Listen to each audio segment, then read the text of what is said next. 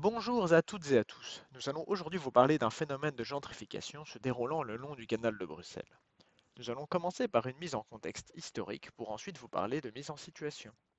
Le boom industriel belge du début du 19e a modifié bien des paysages et le quartier du canal de Bruxelles en fait partie. Le canal Bruxelles-Charleroi a été creusé afin de connecter les mines du charbon du Hainaut à la capitale. De nombreuses industries se sont installées et se sont développées le long des rives du canal, ce qui a fait de Bruxelles la ville belge avec le plus d'emplois industriels à l'époque. Cette augmentation d'offres d'emploi va intensifier une immigration nationale prolétaire déjà présente, renforçant le côté ouvrier de ces quartiers. À partir des années 1970, avec la fermeture des charbonnages, l'économie du canal va changer et une désindustrialisation va avoir lieu. Ces quartiers hébergent de moins en moins d'ouvriers, mais la population y résidant reste économiquement faible.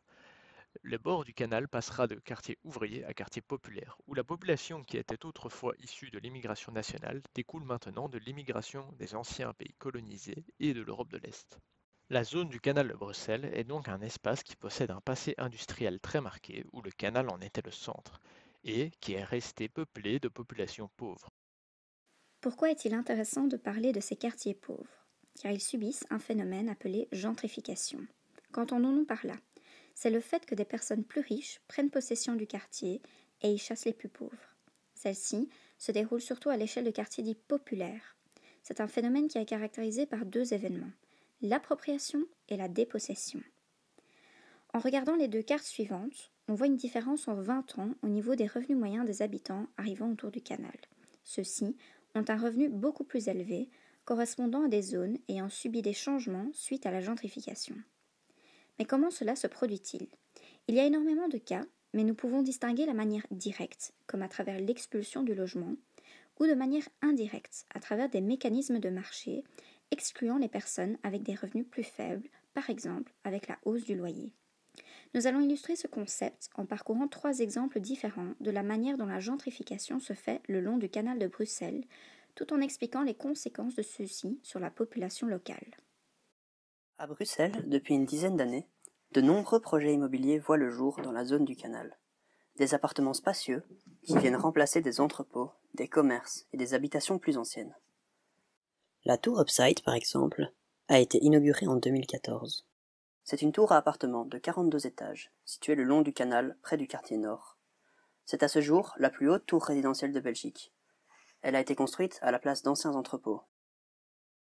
Une partie de ces projets sont financés par des investisseurs privés qui achètent et rénovent ces quartiers.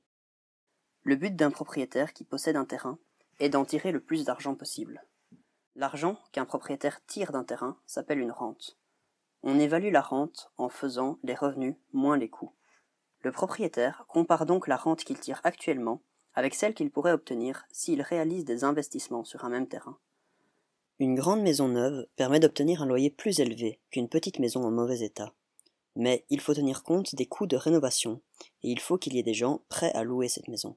C'est en comparant la différence entre les deux rentes qu'un propriétaire décide par exemple s'il rénove sa maison pour essayer de la louer plus cher. Quand une dynamique de gentrification se met en place dans un quartier, la rente maximale augmente beaucoup, puisque plus de gens sont susceptibles de louer la grande maison. Et comme il est moins risqué d'investir, de plus en plus d'acteurs privés participent à la gentrification. Aujourd'hui, dans les rues face au canal, de plus en plus d'anciens terrains industriels sont occupés par des appartements neufs, au prix de location plus élevé qu'auparavant et plus élevé que le reste du quartier. Nous allons ensuite voir ici un deuxième exemple axé sur la gentrification soutenue par l'État et les politiques entrepreneuriales. Nous sommes dans le quartier populaire des Quais, situé à Molenbeek-Saint-Jean, devant l'ancien garage Citroën, qui a été transformé en un musée, le Canal Centre Pompidou. En effet, la Fondation Canal, créée par la région de Bruxelles-Capitale, a pour mission de reconvertir le site en accueillant différents arts, en partenariat avec le Centre Pompidou et Shiva, le centre d'architecture bruxellois. L'objectif des promoteurs du musée est que 60% des gens qui le fréquentent soient des non-bruxellois. Un des résultats immédiats est qu'en face du musée, de l'autre côté du canal, il y a un projet dans lequel il y aurait un hôtel. Cet exemple est assez éclairant pour comprendre le soutien de l'État à la gentrification, ici de la part de la région de Bruxelles-Capitale. On parle de politique entrepreneuriale. C'est l'idée de concevoir la gestion de la ville comme s'il s'agissait d'une entreprise. Il s'agit d'une stratégie pour que la ville soit plus attractive à l'échelle internationale, c'est-à-dire attirer des investissements, des habitants riches ou des touristes. Pour y arriver, il s'agirait de lier des partenariats avec des entreprises privées, d'organiser des grands événements, mener des campagnes de promotion urbaine et développer des équipements culturels phares comme le musée Canal Centre Pompidou. L'idée est qu'il y aurait un ruissellement vers le bas, que si les plus riches en profitent, par écoulement, les plus pauvres en profiteraient. Pourtant, les expériences ont montré que ces effets ne sont quasi pas enregistrés et que les espaces produits sont excluants pour les personnes non désirées. Un autre exemple de gentrification soutenue par l'État est le développement de logements à destination des classes moyennes aux alentours de la rue Eyvart, connue pour ses nombreux revendeurs de voitures. Ces logements sont construits par l'organisme public CityDev. Ils sont très modernes et destinés à une population plus riche que la moyenne du quartier, alors que ces terrains auraient pu servir pour construire des logements pour les personnes qui en ont le plus besoin et qui auraient donc les mêmes revenus que les habitants du quartier. Le choix du lieu n'est pas anodin, puisque l'un de ses grands avantages est le prix du terrain qui est très faible par rapport à la moyenne bruxelloise. Mais surtout, l'argument avancé par les autorités pour la construction de ces logements est qu'amener des classes moyennes dans ces quartiers ne peut être que bénéfique pour améliorer la mixité sociale. Pourtant, on sait que le capitalisme produit des inégalités sociales et que ces inégalités se traduisent par des espaces séparés. Pour schématiser, les riches d'un côté, les pauvres de l'autre. Défendre la mixité sociale consiste donc à vouloir réduire les inégalités entre les différents espaces, mais pas les inégalités sociales, qui sont pourtant à l'origine de ces différences. Par ailleurs, l'on constate généralement dans ces processus de gentrification que les classes moyennes ne se mélangent que très peu, voire pas du tout, avec les autres habitants. La distance physique entre les riches et les pauvres a donc bel et bien été réduite, mais la distance sociale reste la même ou peut même encore augmenter. Ce qui est logique, puisque l'arrivée des classes moyennes dans le quartier va probablement amener un effet d'entraînement. La valeur des logements dans tout le quartier va augmenter, ainsi que les loyers. Finalement, la part des loyers dans le budget des ménages va donc prendre une place de plus en plus grande, jusqu'à ce que ceux-ci n'aient plus d'autre choix que de déménager ailleurs.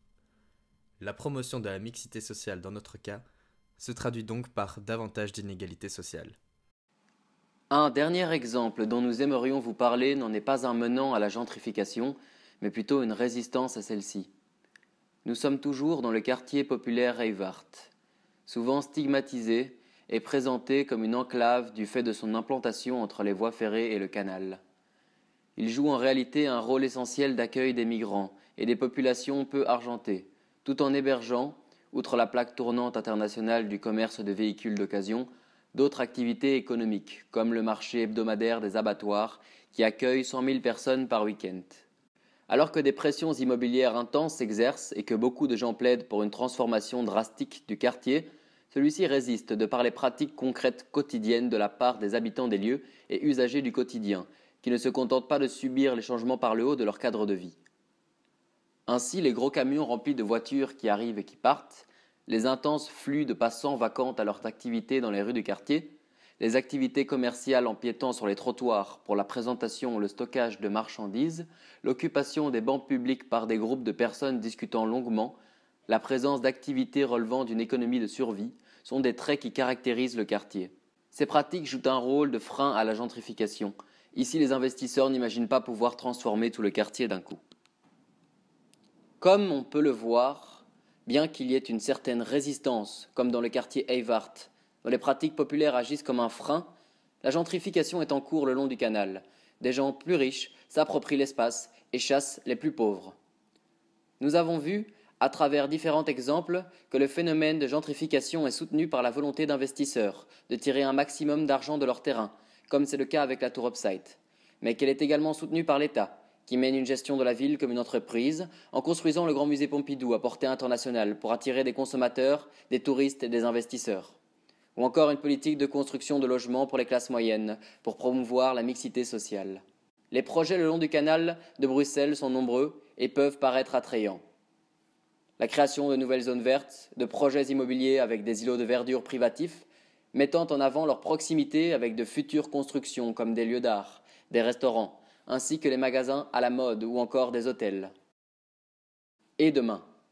Certes, tout ceci peut paraître attrayant, mais quelles en sont et surtout quelles en seront les conséquences sur la population qui habite ces quartiers ?